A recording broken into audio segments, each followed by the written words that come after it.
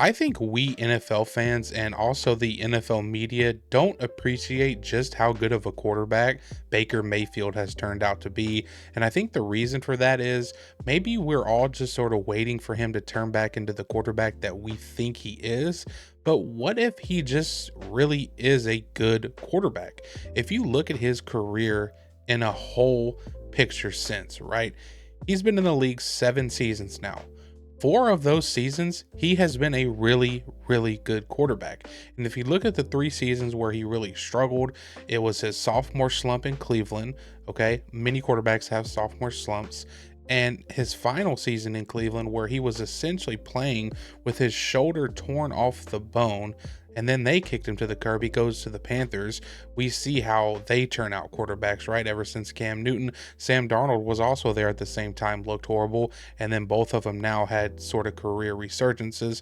And then he goes to the Buccaneers, and for the last 2 seasons, he genuinely has been a phenomenal quarterback. And last season, I will go as far as to calling him a top 10 quarterback in the NFL, probably even top five.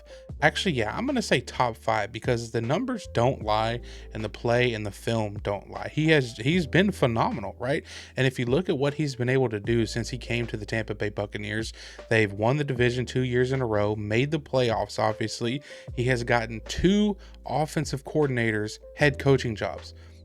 And by the way, he is doing all this with a defensive minded head coach who was kind of always seen as a bit of a mediocre head coach, had already been fired once.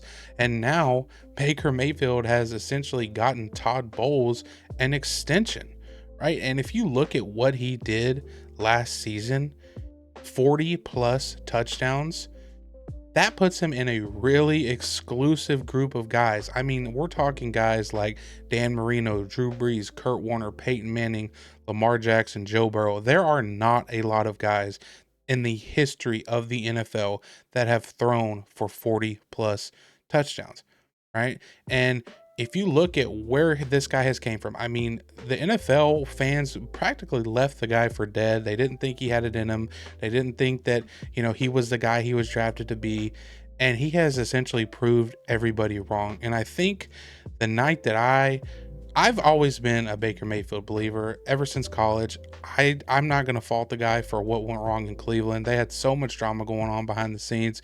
The guy took the Cleveland Browns, a franchise that has been absolute dog water since I was a little kid, to the playoffs.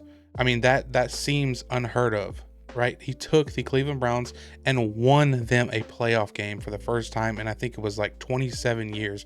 So the better part of 3 decades. And the way they repay him is to just kick him to the side after he played through a season where his shoulder was ripped off the bone. And we see what the Cleveland Browns have been up to since then. They had one of the worst signings or trades in NFL history with Deshaun Watson, and now they find themselves with way too many quarterbacks on the roster, having drafted 2 last year who probably aren't even the answer for their future anyway. But back to Baker Mayfield. I think the guy just deserves some more recognition. I know he plays in the NFC South where things aren't too hot, but the way that he has been playing, winning divisions, getting head coaching or getting offensive coordinators head coaching jobs, throwing for 40 plus touchdowns in a season, I just think that we as fans, NFL media, need to show him some more love because the way he has turned his career around really is inspirational.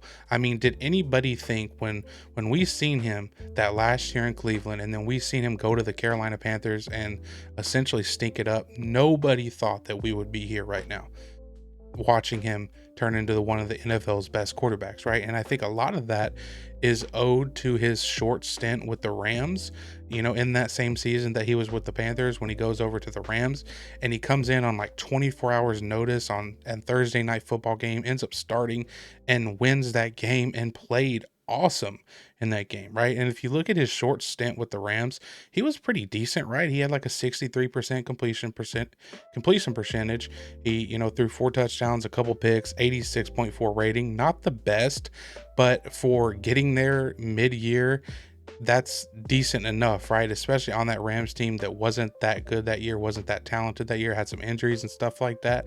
But I think that right there is the turning point. And I think it has to do with him just going somewhere where they actually believed in him. Sean McVay, I've heard Baker Mayfield talk at length about Sean McVay just believing in him, trusting him, and teaching him and just telling him, hey, I believe in you. And listen, that can go when you instill that kind of confidence in somebody, that can go a long way. And obviously, it has gone a long way. I mean, and the fit that Baker Mayfield has found himself in Tampa Bay, he just fits in so well. I know the fans there love him. I, as a Saints fan, hate that he went to Tampa Bay, but I've always been a fan of Baker's, and I'm glad that it has finally worked out for him. And the NFL can finally see that he is a really good quarterback. Now, if you look at, again, what he's been able to do in Tampa Bay, I can't stress this enough. Like, he has taken them to the playoffs multiple years now with a head coach who is not the greatest, defensive minded head coach at that. And a lot of times we see, teams with these defensive minded head coach, their quarterbacks tend to struggle because, well, the head coach's focus is usually elsewhere, right? And that's why we see a lot of the more successful quarterbacks in the league tend to have, offensive minded head coaches. Okay. So Baker Mayfield, man, keep balling, keep doing your thing. It really is inspirational to see how he has been able to pick himself up essentially from nothing, right? And rise again and come to be one of the NFL's top quarterbacks. And again, that 2024 season he had last year, truly phenomenal. 71 completion percentage, 4,500 yards, 41 touchdowns, 16 interceptions with a 106.8 rating. The guy is truly playing out of his mind, and I don't really expect it to slow down anymore. I think that they're going to continue. If you look at the division, the Saints aren't probably not going to win it. Obviously, they are sort of in a rebuilding stage. And if you look at the Carolina Panthers, they're on the up and up. They had that's a team that could, quietly challenge them for that divisional lead right there. And then you look at the Atlanta Falcons, another team sort of on the up and up. They got Michael Penix Jr. as their, bona fide starter now after rolling with Kirk Cousins to begin last year. So this really is an interesting division, and it's full of teams who are sort of on the rebuild, on the come up. And then you have the Tampa Bay Buccaneers, who are essentially established at this point, back-to-back divisional winners. They got their quarterback, they got their weapons around them, they got their team. And really, I don't see a path that they don't end up winning the division for a third time. Baker Mayfield is going to be on his third OC in 3 years, and usually that's a bad thing because they keep getting fired. But in his case, they keep getting head coaching jobs because he plays so well. So now they hired, I believe his name is Josh Grizzard, right? He's a head coach. He's pretty young, if I'm not mistaken. I think he's only like 35 years old, right? He spent some time with the Tampa Bay Bucks as their passing game coordinator last year, with the Dolphins with Mike McDaniels, and has sort of just bounced around the league a little bit. Was a graduate assistant for Duke and Yale and all these different things. So he's a really young guy who's sort of unproven as a play caller, but it would not shock me at all if, they go a couple years, they light it up, and this guy ends up getting a head coaching job. I don't think he'll get one after one season, like the last two have, just because this guy really is inexperienced compared to those two.